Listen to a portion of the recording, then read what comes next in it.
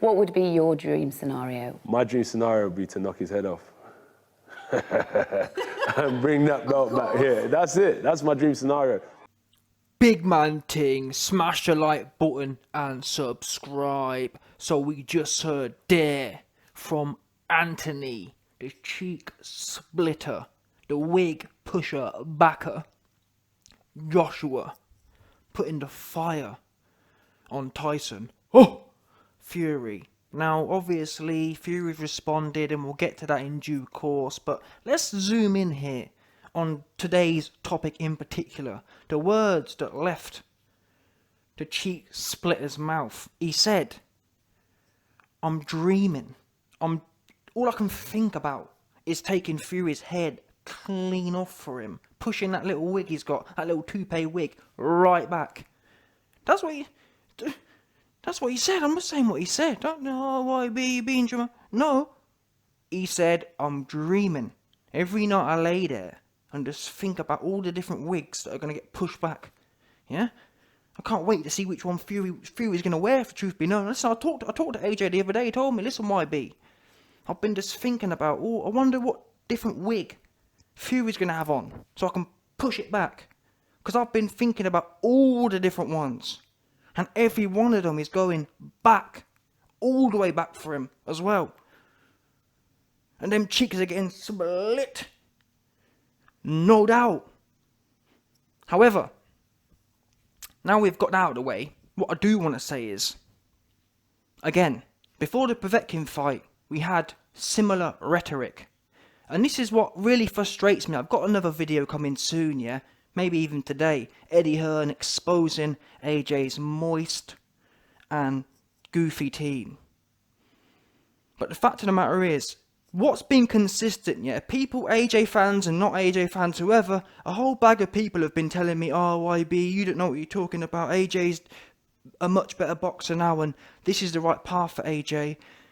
Don't listen to me, don't listen to Peter Fury, don't listen to Johnny Nelson, don't listen to any of the top level IQ boxing dons. Ignore all of us. Listen to AJ, yeah? Because what's that saying? You can make a pig into a horse. No, you can't make a pig into a horse. Well, I don't even know if that's a saying, but I just made it up. You can't make a pig into a horse. People are who they are. AJ is an inside fighting tearer-upper. Yeah, he's a sledgehammer. That's what he is. And if you don't believe me, like I was about to explain, listen to the guy. The consistent theme you've heard out of AJ is, I like pushing wigs back. I like splitting cheeks.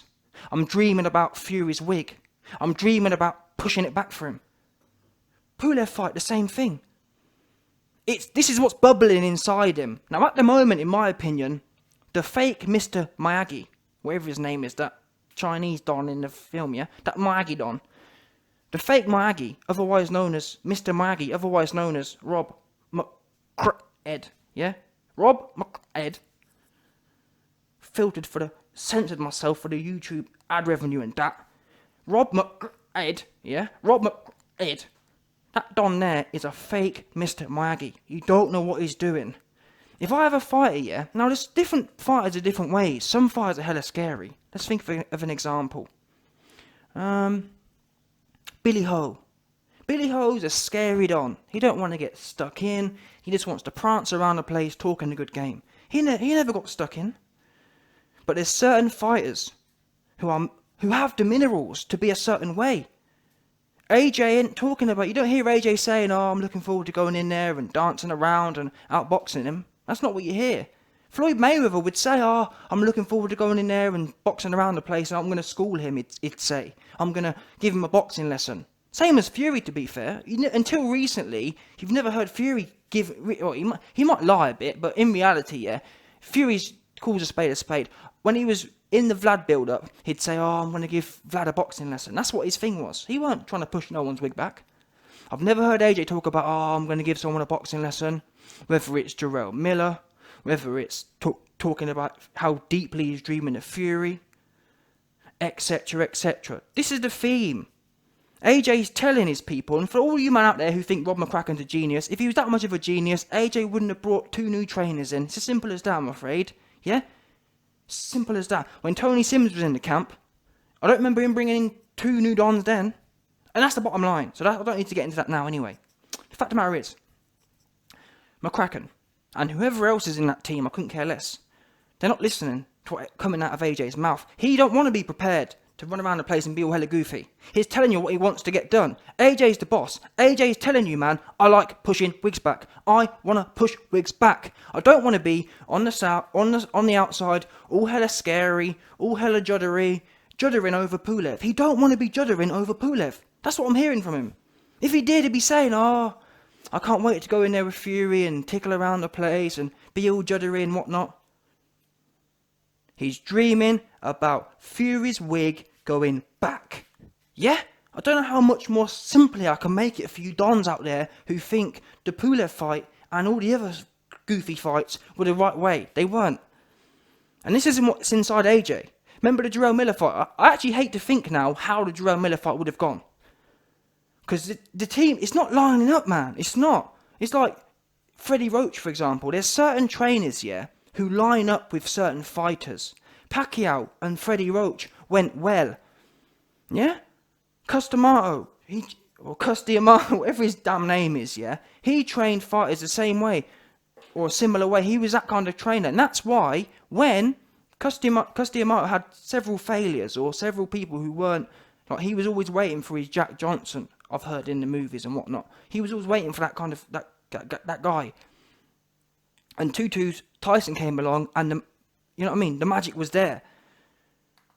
For the real magic to happen, for greatness, for all-time greatness to happen, it's got to line up. And at the moment, it's not lining up. If AJ came out, yeah, and said, you know what, I just want to win on points, and I want to be an outboxer now, this video wouldn't exist. But I'm getting tired now of having to AJ's, and to be honest, I guess this is, to be honest, AJ's responsibility as well. He has to make the jump ultimately. If he don't feel like he's getting what he needs to be getting, only he can control that. But nonetheless, I'm just going to say what I'm seeing. We are seeing a divergence at the moment. What AJ's saying ain't being replicated in the performance. Now, I guess you can, and this is what people get twisted. They say, oh, well, YB, he knocked out Pulev. Yeah, but it's the way he did it. It was 7 rounds too long, 8 rounds, 9 rounds, 10 rounds, 9.5 rounds too long for me, and for him. And it's not even just me saying it. Look at everyone else saying exactly the same thing, and it's not because, oh, well, everyone's a hater. No, absolutely not. You know me. I'm the biggest AJ fan going. I actually know how great he is. I actually know what he's good at, and he knows what he's good at and what he likes to do. It doesn't mean you go into a fight and you're all sloppy and you just run forward.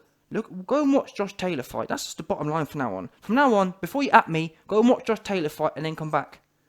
Simple as that. Or go back and watch the 90s fighters. Being dominant on the inside. Look at, in fact, scrap all that as well. Look at Canelo Alvarez. Yeah? Even look at Ryan Garcia. He's a much lesser version, but that just once again shows how great a trainer can be.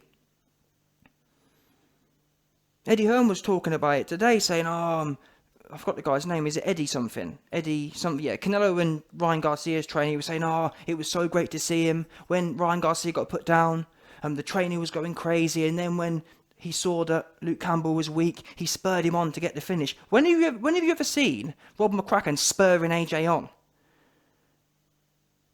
Look at Vlad, I forgot who he was fighting. Vlad was fighting someone.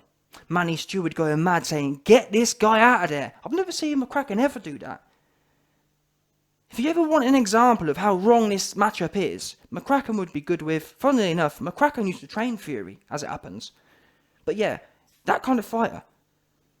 He needs to be with someone who's no good, essentially. McCracken is an average trainer, at best. I'm talking absolute top is average. He ain't got no real high-level skills, I'm afraid. He hasn't. That's the truth of it. You can't tell me one high-level skill that's been added to AJ in about 10 years. Tell me one. Go on. Well, YB, he moves his feet back now. You're having a laugh. That's the first thing you learn in boxing, how to move your feet backwards. And against these kind of opponents, in my opinion, that's an anti-skill. If you're in there with Pulev and you're going backwards, there's something wrong. There's something fundamentally wrong. When you're the younger, much more dangerous inside fighter, much more aggressive, much more, just leagues above in every level. Tell me one level that Pulev's better than AJ in. There ain't one, and that's the point. If you're better than someone in every level, age, prime, power, speed, what are you doing? But how is he holding the centre of the ring ever? It's an impossibility. It just is. It doesn't. Maths just don't work like that. So for me, the Pulev fight was a perfect example of what's going wrong here. After the knockdown, your man, what's his name, McCracken should have been all over AJ saying, AJ, get this guy out of there, he's done. Or at least, let's get the jab. Let's start holding our feet and going forward with the jab now and see what opportunities arise. How AJ used to do things. Not, I don't know what, I think I'm pretty sure McCracken was saying, oh, don't get carried away and calm down and all. And calm down isn't the bad thing, but this whole, all I've ever heard, no word of a lie, yeah. All I've ever heard McCracken say, no matter the circumstance, is keep it easy behind the jab. That's just not a trainer, I'm afraid. You might as well just get an audio tape and just, seriously, and I'm not even joking, show me a clip here of McCracken giving any more advice than to stay behind the jab. What happens when you're in the Fury fight and that ain't working anymore, as an example, which, to be honest, it's a possibility, is it not? It's a high possibility that in that fight, if you're just sticking behind a jab, that might not be working. What are you going to do then? At that point, you're going to need some strategy to get on the inside and open people up. If McCracken couldn't devise a strategy to get on the inside with Pulev and open him up, because there wasn't, don't care what no one says, yeah. However that Pulev fight went, there was no offensive strategy there. Yes, AJ got him out of there, but he didn't break him down, and there wasn't a plan there, was there? It just so happened that AJ's heavy-handed and caught him. It wasn't like you can say, well, for example, the Alvarez versus, what's that? The latest the latest Canelo fight when he was marching forward, cut the ring off, jab coming forward, get on the inside and work. That's an offensive strategy. There was no offensive strategy. It was just hit or miss, and I'm really heavy-handed and I've caught him. That's what happened against Pulev. It was just a bit not lucky, but it showed how great AJ is. Even when he's not trying, he's knocking people out. And that shows what needs to be getting done here. And I've been putting videos out pretty consistently on this topic, but it's all adding up for me now. You had AJ the other day saying, oh, yep, the Fury fight. I want to fight pretty much how Canelo did against Callum Smith. I'm hearing all the right. I'm hearing what it's not me making this up. Oh, YB, you just want AJ to get knocked out. What are you talking about? Listen to AJ himself. He's not saying. If AJ was saying, yep, I'm done with all that now. I just want to be a great outboxer and I don't want to take any risk and I just want to be on the outside. I just want to get points, decision wins. This video wouldn't exist and I'll be saying, yeah, man, do your thing. I can't argue with that. But it frustrates me when I'm hearing a consistent theme and then in the ring it's not translating. And the advice is not translating. We've got loads of examples of top-level trainers egging their fighters on, believing in their fighters. That's not what we're seeing. And I want AJ and his trainer to match up. That's how he's going to get the best out of himself. That's how we're going to be in awe. And it's all there. He's got all the minerals to do it. If AJ was saying now, I don't know, and his performance was like it was, I'd be worried now. But the fact is, he's got that burn in him. He said he loves to compete.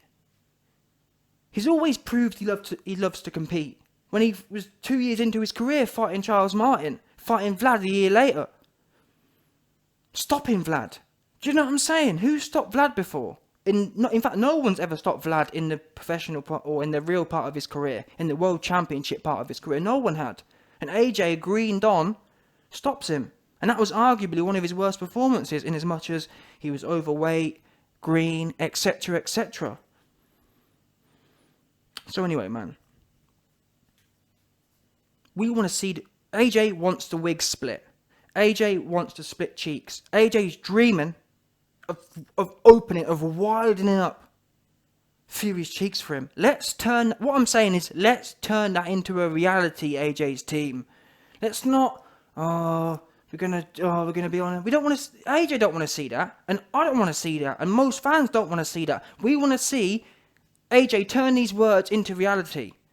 And I personally, I don't believe it's going to be enough to go into the Fury fight and just catch him with a heavy shot. I don't think that's going to be enough on this one. Or even then, I don't even want to really see that. I want to see AJ really bust him up and break him down, if the truth be known. If AJ catches him with a heavy shot and he goes, fair enough, but I'd rather see a proper working.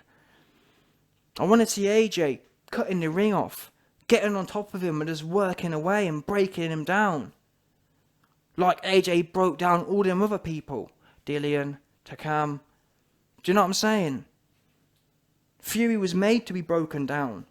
I don't want to see AJ on the outside against Fury. And you can't tell me that's not a reality because we saw him on the outside against Pulev. What for?